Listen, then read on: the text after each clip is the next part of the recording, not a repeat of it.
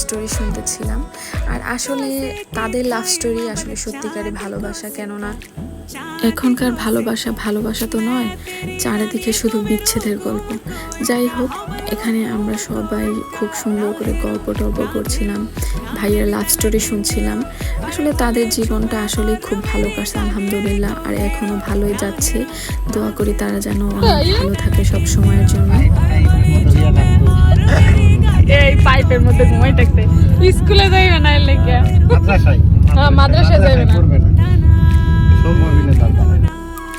এখানে ভাইয়াকে আমরা অনেক বেশি পচাচ্ছিলাম, কেননা ভাইয়া ছোটবেলা অনেক বেশি দুষ্টুমি করছে, যার জন্য ভাইয়াকে অনেক বেশি আমরা খেপাইতেছিলাম। ভাইয়া কিছুই বলতেছিল না, আর একটু ভিডিও করলাম, কারণ সে কোনো বোঝা টানতে রাজি না। আর সে যে দেখিস তার শ্বশুর বাড়ির জন্য অনেক কিছু নিচ্ছিল। যাই হোক, আমরা আসার সাথে সাথে